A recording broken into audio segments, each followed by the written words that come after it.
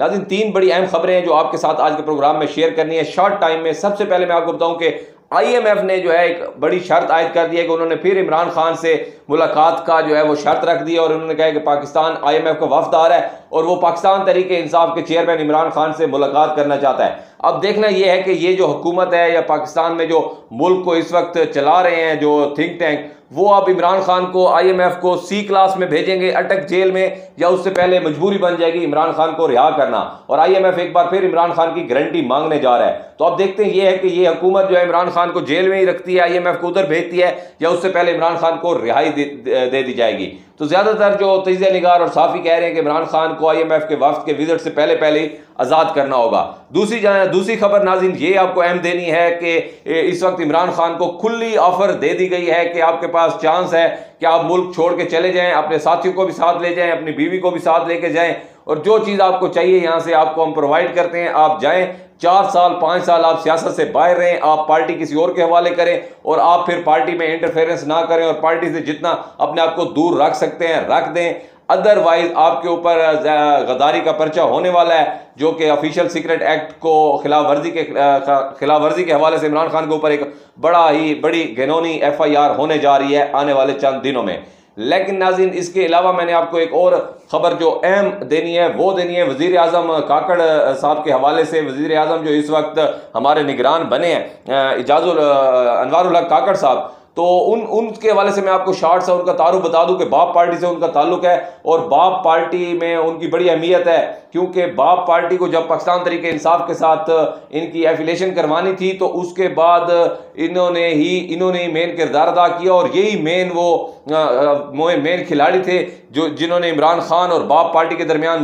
मुज़ाकरात करके एक दूसरे को साथ मिलाया और इस तरह मिलकर इन्होंने आगे हुकूमत बनाई। तो बाप पार्टी में भी इनकी मानी जाती है और इमरान खान के साथ इनका बड़ा अच्छे ताल्लुकात रहे हैं माजी में, और वो खुद मीडिया पे कह चुके हैं कि 2013 में भी मैंने इमरान खान को वोट दिया और 2018 में भी इमरान खान को वोट दिया है। तो आज के जो हमारे वजीर आजम है, निगरान वजीर आजम, ये 2013 में भी इमरान खान को वोट दे चुके हैं और 18 में भी इमरान खान को वोट दे चुके हैं। और आपको ये भी बताते जाएं कि बनी गाला में इनकी इमरान खान से काफ़ी सारी मुलाकातें हैं और इनकी इमरान खान से अलग-अलग मुलाकातें भी हैं। इमरान खान को ये आइडियलाइज भी करते रहे हैं माजी में, और अब देखते हैं कि अब उनके ऊपर क्या प्रेशर होगा या क्या वो इमरान खान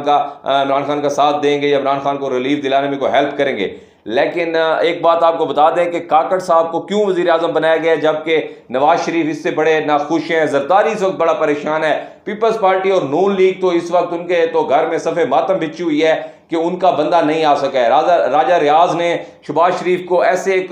नाम दिए हैं, 3 पेपर के ऊपर नाम लिख के दिए हैं और शहबाज शरीफ ने उनमें से राजा रियाज ने कहा है कि अनवारुल हक काकड़ साहब जो हैं ये मेरे फेवरेट है, मैं इनको बनाना चाहता हूं। तो शहबाज शरीफ ने आगे से बिल्कुल ऐसे कहा, बिल्कुल फौरन उन्होंने कहा ओके है जी बना दें। तो सब आप जानते हैं कि कहां से ये बने हैं, क्योंकि ये जो काकड़ साहब हैं इनके इमरान खान से भी ताल्लुकात हैं और एस्टेब्लिशमेंट के साथ इनके बड़े ही अच्छे ताल्लुकात हैं। एस्टेब्लिशमेंट के साथ और इमरान खान के साथ अगर फ्यूचर करीब में कोई मुज़ाकरात होते हैं, कोई डील होती है, कोई आगे मफाहमत की जाती है, तो उसमें ये शख्स बड़ा अहम किरदार अदा कर सकता है। और इस वक्त जहां तक जो बड़े बड़े सीनियर तजिया निगार हैं नाज़रीन, वो ये बता रहे हैं कि काकड़ साहब को वज़ीर आज़म बनाने का पीछे मकसद ही शायद ये हो सकता है कि इमरान खान को किसी तरीके से भी डील के अंदर लेकर आया जाए, क्योंकि इमरान खान अब इनके गले की हड्डी बन चुका है। इमरान खान इनकी बात बिल्कुल नहीं मान रहा है, क्योंकि इमरान खान ने कहा है मुझे मार दें, मुझे जेल में रखें, मुझे C से D क्लास में भेज दें, मैं अपने मौक़िफ़ से हकीकी आज़ादी की जंग से पीछे नहीं हटूंगा। और उन्होंने कहा कि मैंने कौम को भी समझा दिया और कौम भी इंशाअल्लाह मेरा साथ देगी। तो इमरान खान ने पीछे ना हटने का उनके तमाम मुतालबात को रद्द कर दिया है। तो इसीलिए अब ये काकड़ साहब को लाए हैं कि शायद किसी तरीके से इमरान खान के साथ पैचअप हो सके, क्योंकि नवाज शरीफ